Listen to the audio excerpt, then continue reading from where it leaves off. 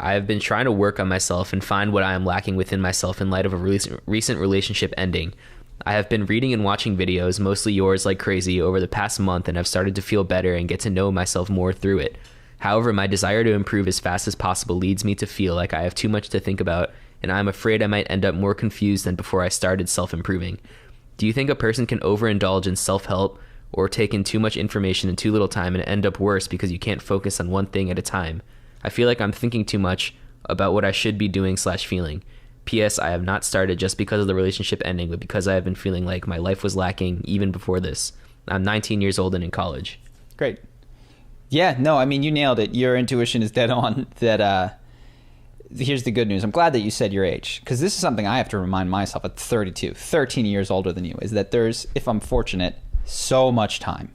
Like the rush that I know that you probably feel to get out of this uncomfortable situation of post-breakup and into the type of person that this could never happen to again, right? I get that. I've lived it, and I still need to tell myself, slow down. There's so much time. What your challenge is, and mine to this day, is in integrating what you know. And when I say integrating, I mean making all of the things that you have cognitively read and perhaps could recite and get on a test, because that's what learning has been to you if you've been in the school system up until now, getting them into your body, such that, for instance, if you're learning charisma, it's one thing to know, oh, like, let me tell you about how to make good eye contact, and like, here are the 5 keys to a story, versus consistently telling stories that show those 5 elements. No, and just to be clear, I do not think binge watching our channel is the best way to become charismatic. No. In fact, if you were to join Charisma University or see inside it, it is not multi-hour days that lay out 10 things to do that day. It's 20 to 30 minutes, one thing to focus on for the day.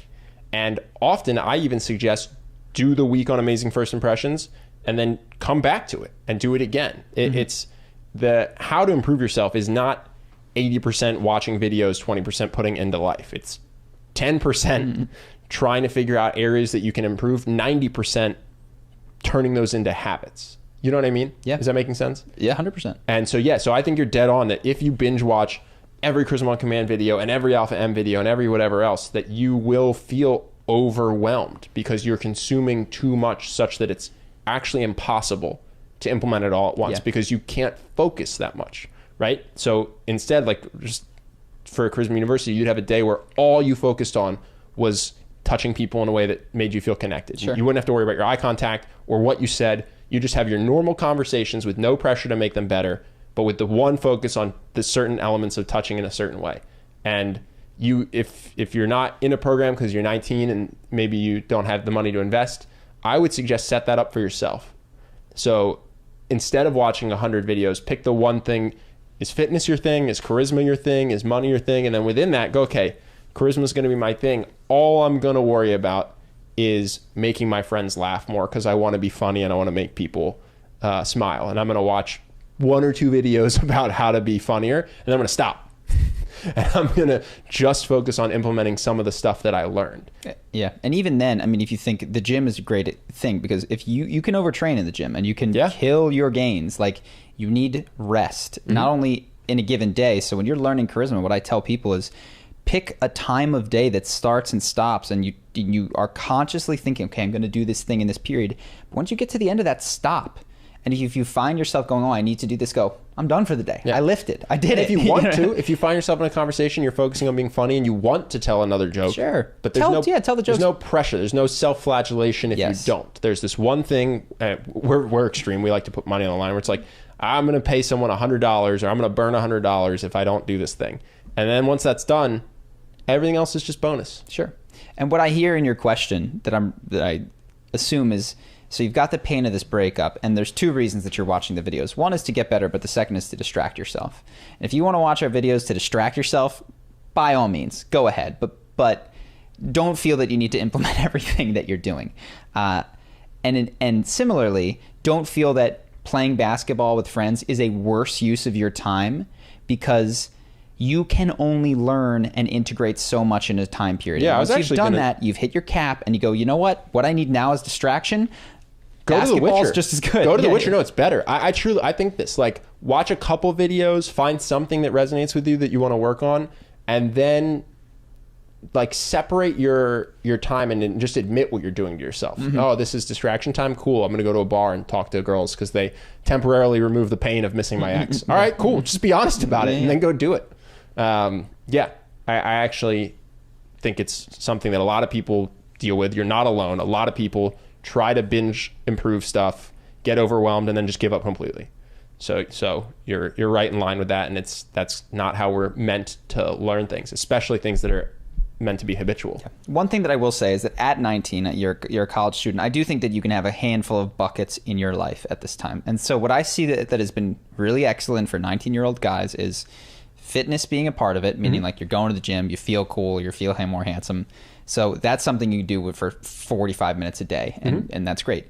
In addition to that, you can have one social goal a day, right? Like, you know, at this point in my college thing, I'm going to go in, I'm going to introduce myself to these people with a handshake. That's done for the day. If you want to meet people in a closed circle, by the way, like college, hey, I don't think I've met you yet. I'm Ben. Single best way I've ever found to start a conversation at a college party or college bar. And then you've got what I would say is a grab bag. So you've obviously, you got your studies, but let's say that you join the Latin dancing club and they meet twice a week. You go, you schedule in your calendar. In the end of 6 months, I will know a bit of salsa dancing because I'm going to these classes, right? You show up there. And then of course, in there probably is a large portion of time, you have your academics and all of the things that you're forced to do for university, which includes going to class as well as studying and doing your work. That should be, along with eating and socializing, which will happen naturally, a pretty full day and an excellent amount of self-improvement at your age. Dude, I've gone harder at learning charisma than I think anyone. You could only tie me, right? But even at my most obsessed, in a given day, I would only think about one or two things. And so I'd wake up and I'd be like, today is going to be how to start a conversation day. And if I start 10 conversations and they all go terribly, but I start them all, I get an A+. Well, you were doing 10 and I wouldn't even recommend No, me, I'm saying I was crazy. I was obsessed with learning charisma. And even then, what I would do is I'd go really hard at 1 to 2 things. I wouldn't try to be like, okay, because I'm going to dedicate 5 hours to this, I'm going to do 50 different things. I was just like, I'm going to nail starting a conversation with strangers. And then tomorrow, maybe if I manage to nail that, because I just obsessed with it for 5 hours and I go get 100 reps, I'll worry about how to make the next 2 minutes of the conversation good.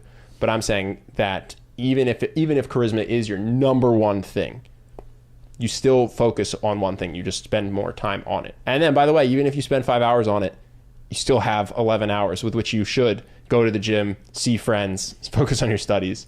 So yeah, definitely, I think it's okay to focus on multiple different areas to self-improve. But within our specific one of charisma, you really, even when you're going hard at it, your best bet is just to perfect one thing and then move on to the next thing.